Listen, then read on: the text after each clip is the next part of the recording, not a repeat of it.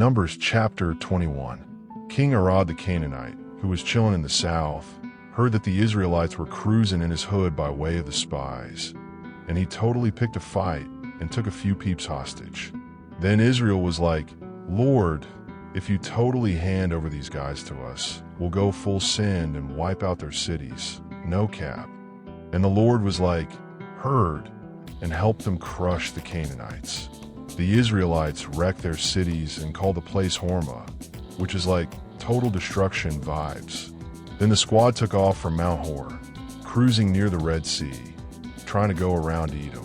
But the journey was so exhausting, and everyone was over it. The people got all whiny and said, "Why'd you drag us out of Egypt just to die in this lame wilderness? There's no food, no water, and we're so done with this sketchy miracle bread." And the Lord was like, "Say less," and sent spicy snakes slithering through the camp. They started biting folks, and a lot of people actually died. Brutal. So the people ran to Moses and were like, okay, we totally messed up by trash talking the Lord and you. Can you pray to God and ask him to chill with the snakes? And Moses was like, "Yeah, I got you," and prayed. Then the Lord was like, "All right, Mo, make a fiery snake statue, pop it on a pole, and anyone who looks at it after getting bitten will totally survive." So Moses crafted this brass snake, mounted it high, and sure enough, whoever got bit and looked at it was healed.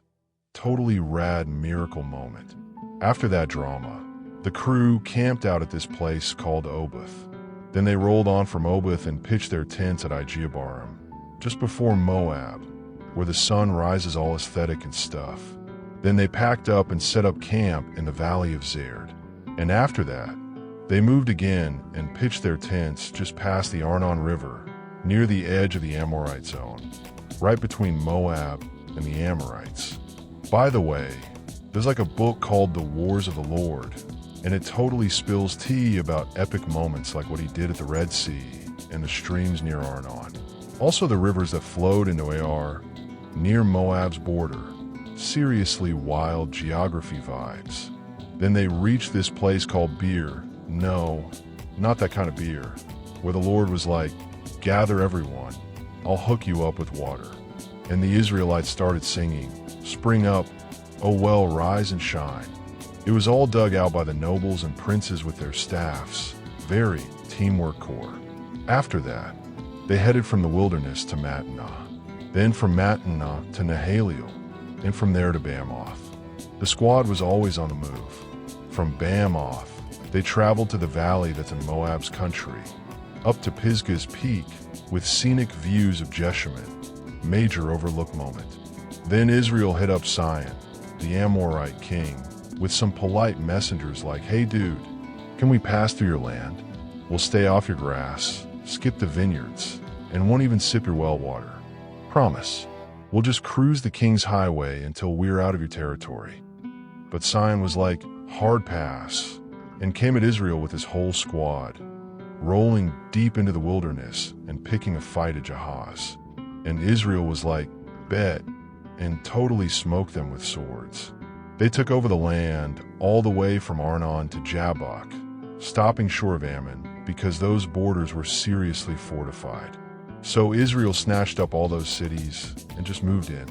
Heshbon and its whole neighborhood became Israelite turf. Heshbon had been Sihon's crib. He'd snatched it from Moab back in the day, taking all their territory up to Arnon. The old poets would say stuff like, "Roll into Heshbon, rebuild the vibes of Sihon's city."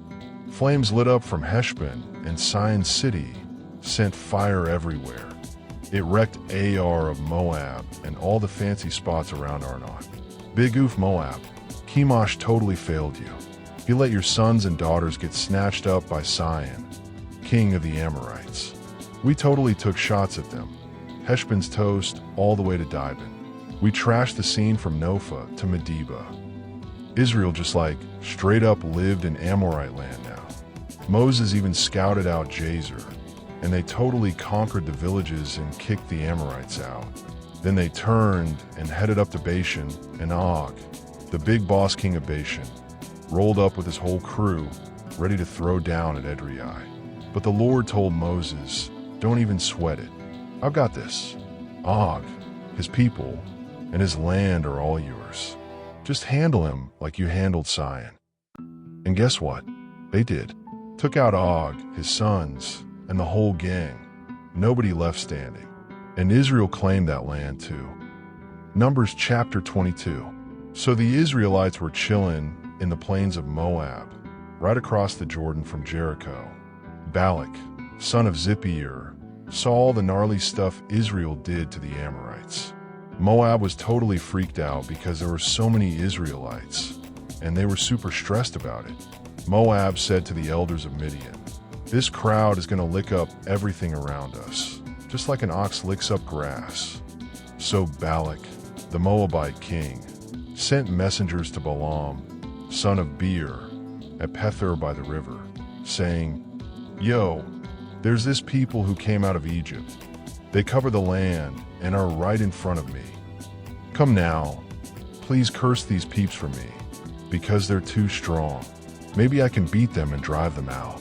I know whoever you bless is blessed, and whoever you curse is cursed."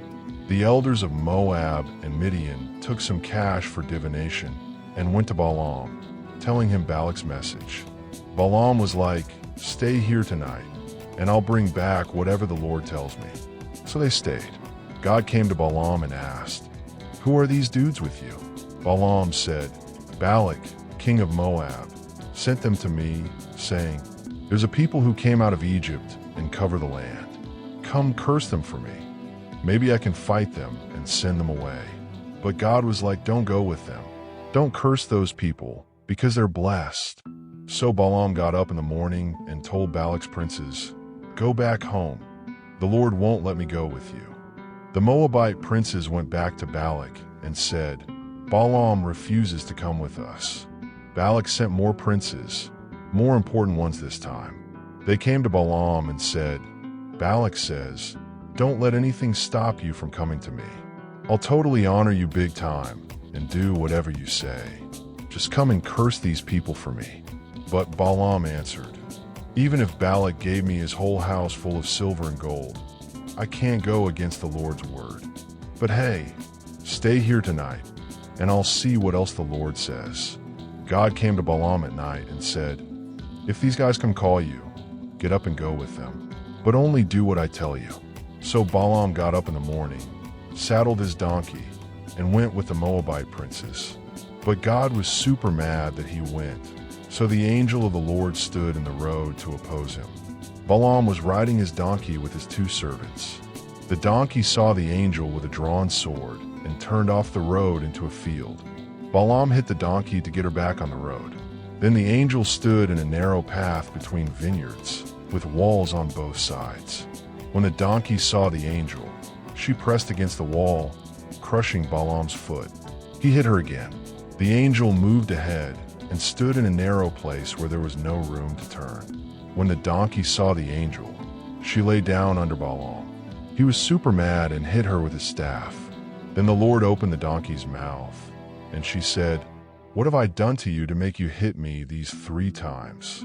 Balaam said, "You've made a fool of me. If I had a sword, I'd totally kill you right now." The donkey said, "Am I not your donkey, which you've always ridden? Have I ever done this to you before?" Then the Lord opened Balaam's eyes, and he saw the angel standing there with a drawn sword. He bowed down and fell face down. The angel said, "Why did you hit your donkey these 3 times? I came to oppose you because your path is reckless. The donkey saw me and turned away 3 times. If she hadn't, I would have killed you by now, but let her live." Balaam said, "I've sinned. I didn't realize you were standing against me. If it's bad for me to go, I'll turn back."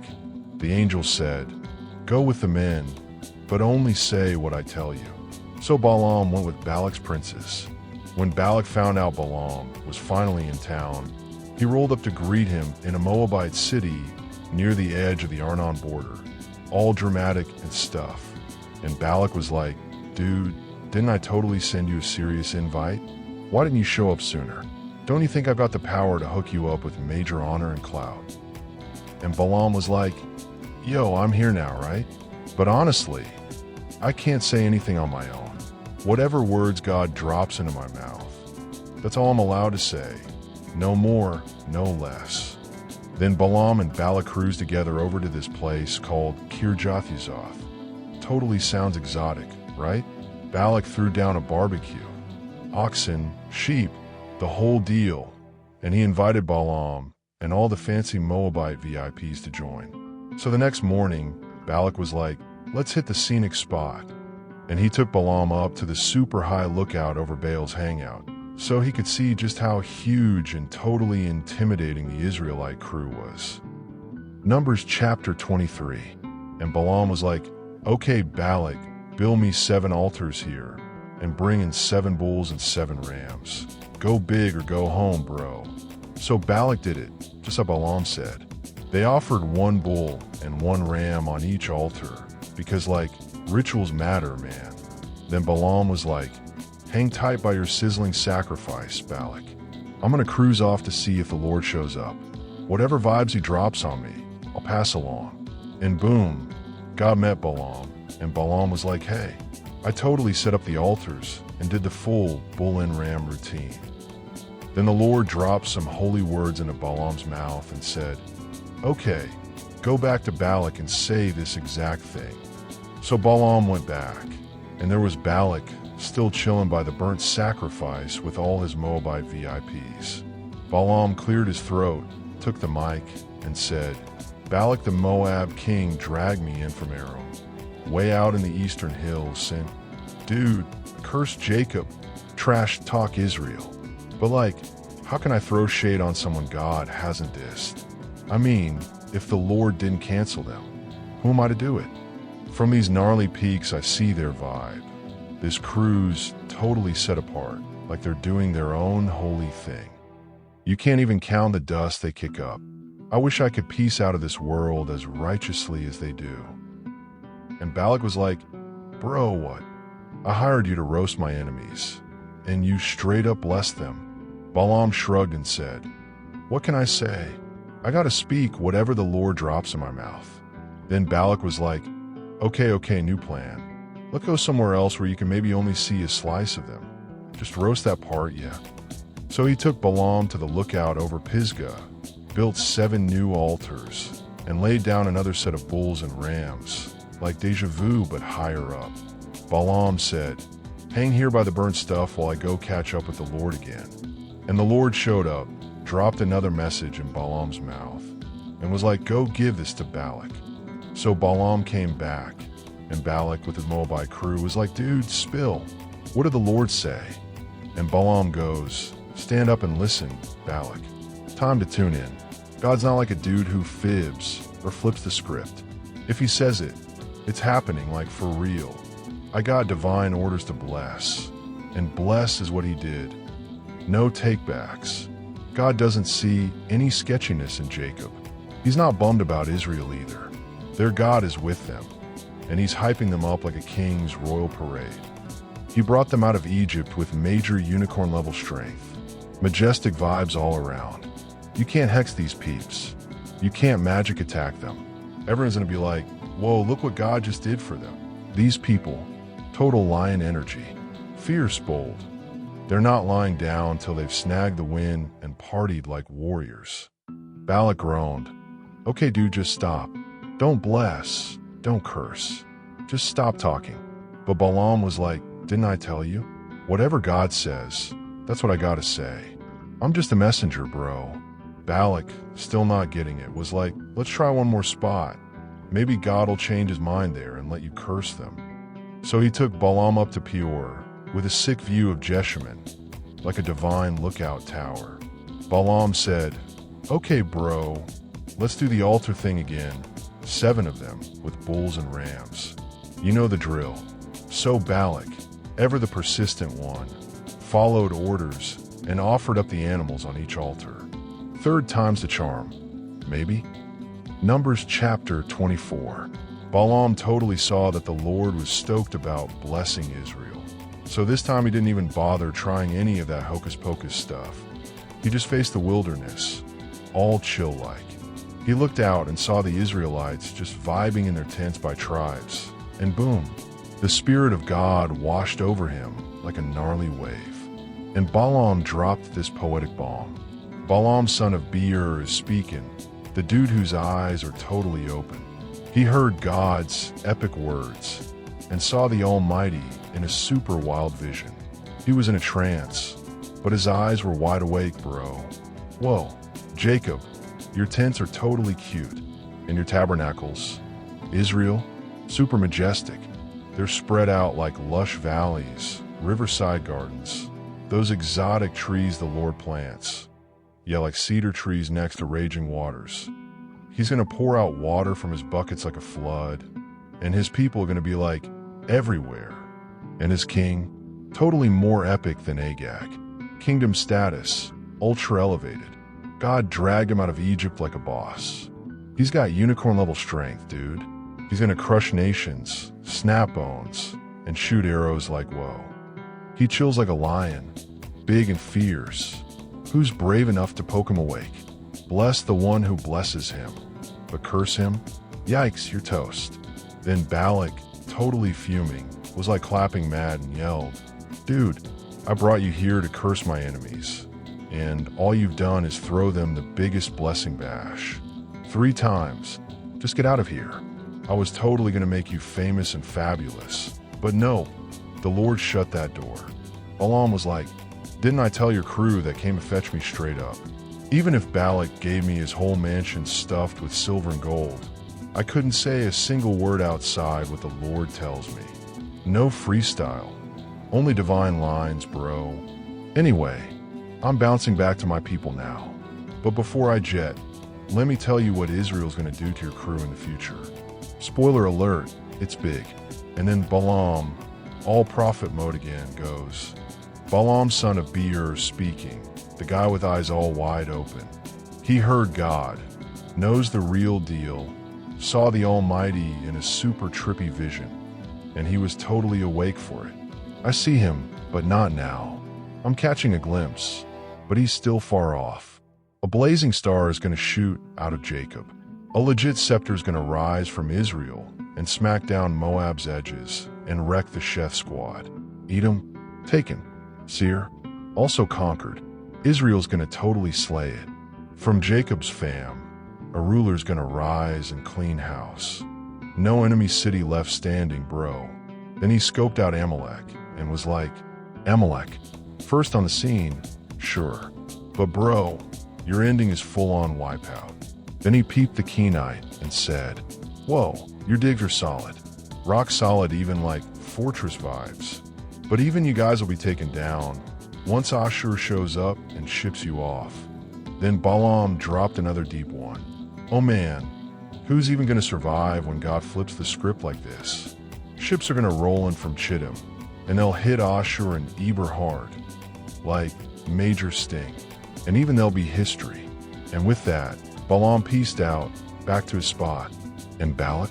He headed off too, Probs muttering under his breath the whole way. Numbers chapter 25. So the Israelites were totally hanging in Shittim, right? And then, they started hooking up with the Moabite babes. Major bad choice. The Moabite girls were like, come to our barbecue social worship sesh. And the dudes were all, sure, why not? And then they bowed down to those bogus gods. Israel basically linked up with this super sketchy god named Balpeor, and God was not stoked. Like furious. Then the Lord said to Moses, dude, round up the leaders and hang them in broad daylight before me, so my blazing rage can chill out a bit. And Moses told the judges of Israel, guys, seriously, take out anyone who teamed up with Balpeor. Like no mercy. Right in the middle of this drama, this one Israelite bro strolls in with a Midianite chick, like in full view of Moses and all the people who were literally sobbing outside the tabernacle. Talk about zero shame. But then Phinehas, son of Eleazar, son of Aaron the priest, totally snapped into action. He saw what was going down, grabbed a javelin, stormed into their tent, and boom, speared them both in one shot. Like, straight up through the dude and the girl. It was gnarly. But hey, the plague, it totally stopped. Still, 24,000 people had already died in that gnarly outbreak. Then the Lord spoke to Moses and was like, "Yo, Phinehas, Aaron's grandson, he totally turned my anger away from Israel. He was on fire for me, so I didn't wipe everyone out in a jealous rage. So tell him, bro, I'm giving you my covenant of peace. And it's not just for him, it's for his whole crew forever. They're getting the eternal priesthood hookup because he was hyped for me and covered for the people. Oh, and just so you know, the Israelite guy who got skewered, his name was Zimri, son of Salu, and he was a prince from one of the Simonite VIP families. And the Midianite girl, her name was Cosbi, daughter of Zur, who was like royalty among the Midianites too. Total scandal. Then the Lord hit Moses with another word. Go after the Midianites full send. Wipe them out. They've been messing with you guys big time, with their flirty tricks and shady Cosby vibes. This is payback for Peor and what went down with their princess girl who got taken out during the plague. Numbers chapter 26. After that gnarly plague, the Lord was all, "Hey Moses and Eleazar, count up all the Israelites who are 20 and older and ready to, go to war." So Moses and Eleazar were like, "Alrighty, let's do this census thing in the plains of Moab near the Jordan, close to Jericho." They were told, "Count everyone 20 and up, just like the Lord commanded Moses back when they left Egypt." First up, Reuben, Israel's eldest son. His descendants were Hanok, Palu, Hezron, and Carmi. From Hanok came the Hanokite fam, from Palu the Paluites, from Hezron the Hezronites, and from Carmi the Carmites. So, the Reubenite families totaled 43,730 dudes. Palu's son was Eliab. Eliab's sons were Nemuel, Dathan, and Abram. Dathan and Abram were the ones who totally challenged Moses and Aaron with Korah's crew, going against the Lord. And then, whoa, the earth just opened up and swallowed them and Korah's gang when the fire took out 250 men. Major sign, dude. But Korah's kids didn't die. Next, the Simonites. Nemuel, Jamin, Jachin, Zerah, and Shaul. Their families were the Nemuelites, Jaminites, Jachanites, Zerites, and Shaulites. They counted 22,200 peeps. Gad's descendants were Zephon, Haggi, Shuni, Ozni, Eri, Arad, and Areli. Their families were the Zephonites, Haggites, Shunites, Oznites, Erites, Aradites, and Arelites. Gad's total was 40,500. Judah had Er and Onan, but they died in Canaan. Judah's other descendants were Shelah, Pharez, and Zerah. From Pharez came Hezron and Hamel. So, Judah's families totaled 76,500. Issachar's sons were Tola, Puah, Jashub, and Shimron. Their families were the Tolates, Punites, Jashubites, and Shimronites. They counted 64,300. Zebulun's sons were Seir, Elon, and Yalil. Their families were the Sardites, Elonites, and Jalielites. Zebulun's total was 60,500. Joseph's descendants were split into Manasseh and Ephraim. Manasseh's son was Machir, who had Gilead. Gilead's bros were Jezer, hello Jezerites. Helek, shout out to the Helekites. Asriel, totally the Azraelites. Shechem, go Shechemites. Shemida, the Shemidates, and Hefer, the Heferites, Abi. But check this, Zelophehad, son of Hefer, had no dudes for kids, just daughters. And their names were Mala, Noah, Hagla, Milcah, and Tirzah. So fetch. So those were the Manasseh fams, and they were 52,700 strong. Next up, Ephraim's crew, Shuthelah, Shuthelhites, Becher, Bachrites, and Tan, Taanites. Shuthelah's son was Aaron, so Aaronites represent. Ephraim had 32,500 peeps. That's Joseph's whole tribe tally.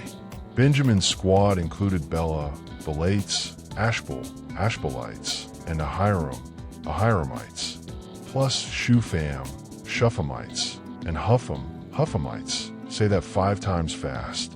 Bela's boys were Ard and Naaman, so the Ardites and Naamites totally came from them. Benjamin's grand total? Arad 45,600. Dan's fam was pretty simple, just the Shuhamites, bro. And they were 64,400 deep. Asher's crew? Jimnah, Jimnites, Jesuits, Beriah, Beriites. Beriah's boys were Heber, Heberites, and Malchielites. Fun fact, Asher had a daughter named Sarah. Major girl power. Asher's grand total, 53,400. Solid numbers, my dude. Naphtali's families were Jaziel, Jazelites, Gunites, Jezerites, and Shillamites. Total Naphtali crew, 45,400.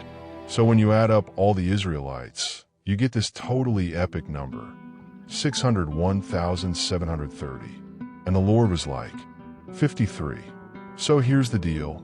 Divvy up the land among them based on how many names are on the list. So if someone's got a big crew, they get a big chunk of land. And if they're rolling small, they get less. Everyone gets a slice based on their head count. But the final way it's all split up? Totally by lottery, bro. Based on tribe names and all that heritage stuff.